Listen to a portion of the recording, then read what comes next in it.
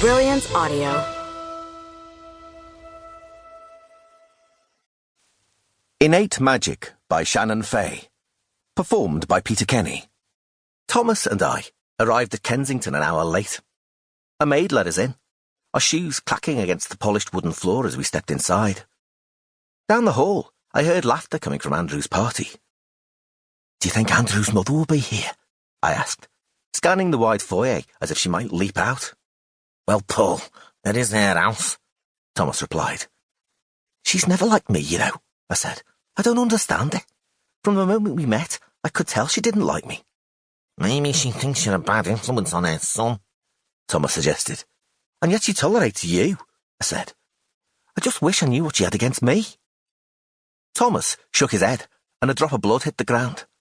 I put a steadying hand on his shoulder. Thomas was just a little shorter than me, with wild black hair and light brown skin. He looked away, hands covering his nose. "Your honker's bleeding," I said, then lowered my voice, aware of the young maid hovering right behind me. "Did they break it?" "Nah, they just hit it real hard." He would have sounded a lot tougher if he didn't talk like a stuffed duck. I was wearing a magic green and white herringbone suit that caused the air to swirl around me in glittering eddies.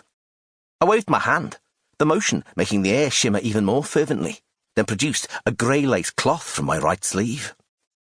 It was just a bit of sleight of hand, but the hazy magic sheen of my suit made it seem like I had pulled the handkerchief from the air. Thomas, recognising his own handkerchief, grabbed it from my hand and held it to his nose.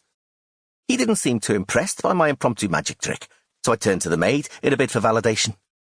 She smiled politely. "May I take your coats, gents?" She was a new hire. I would have remembered her dark eyes if we had met before. She had a pale brown complexion that spoke of far-off ancestors, maybe Eastern European, maybe as far as Africa or India. But her accent made it clear she was as much a Cockney as I was a Scouser. "Well, as long as you give 'em back," I said, still hoping for perhaps a genuine smile or even a laugh. I let my Liverpool accent come on strong, to show that I was a down-to-earth lad, nothing like her posh employers. The maid's smile was as thin as spring ice. Tom's coat created the illusion of ravens flocking around him. Once he shrugged it off one shoulder, the circuit between magic cloth and human soul was cut, and the ravens disappeared like a fine mist. As Thomas struggled to get his other arm free, I reached out and held the handkerchief to his nose, allowing him use of both his hands. He grunted his thanks. Once the coat was off, he tilted his head forwards, and I pulled the now bloody handkerchief away. "Looks dry," I said. "Feels dry." "Good." Thomas's handkerchief felt heavy in my hand. I wanted to apologise, even though I wasn't the one who had bloodied his nose. On our way to the party, we'd run into the thugs who worked for McCormick, our benefactor. We'd managed to give them the slip, but not before Thomas had gotten bopped in the face, poor mite. Our debts and fortunes were tied up together, and yet Tom seemed to be the one who always got the bad end of things.